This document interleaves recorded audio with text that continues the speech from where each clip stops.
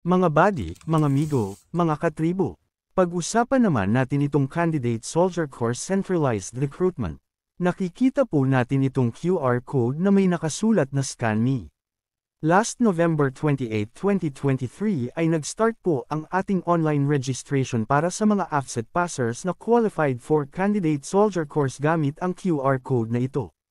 For calendar year 2024 ay meron po tayong total quota na 4,029 para sa 5 recruitment cycles.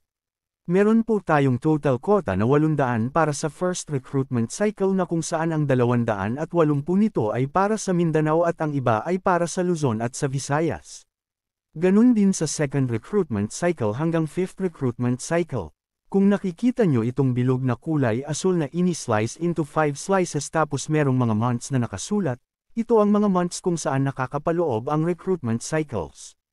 November hanggang January ay para sa first recruitment cycle. January hanggang March ay para sa second recruitment cycle. March hanggang May ay para sa third recruitment cycle. May hanggang July ay para sa fourth May recruitment cycle.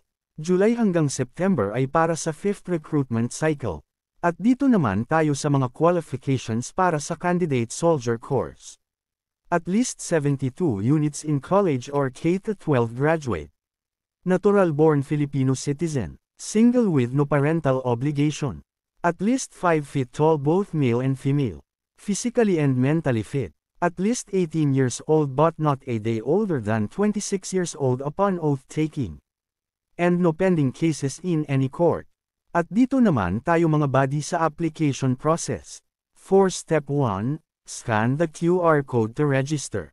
Ang QR code ay binigay last November 28, 2023 kung saan dito mag-register ang mga AFSET passers. For Step 2, initial selection, coded selection by Philippine Army Candidate Soldier Selection Committee o PACSSC. Pagkatapos nito ay lalabas na yung list ng mga applicants para mag-process. Sila po ay tatawagan ng ating mga recruitment NCOs para impormahan na sila ay kasali sa mga mag-process. For Step 3, 7 days processing. Ito po ang time na magre-report na ang mga aplikante sa processing venues. Sa loob ng 7 days ay ito po ang kanilang gagawin. Trade test, i-test yung skill ng mga aplikante. Physical and medical examination, e-examine yung kalusugan ng mga aplikante. Physical fitness test, dito magpe-perform ng push-up, sit-up at 3.2 km run ang mga aplikante. At final interview, interviewin ang mga aplikante. Sa loob ng 7 days ay libre po ang food at billeting ng mga aplikante. Sa Step 4 ay final deliberation.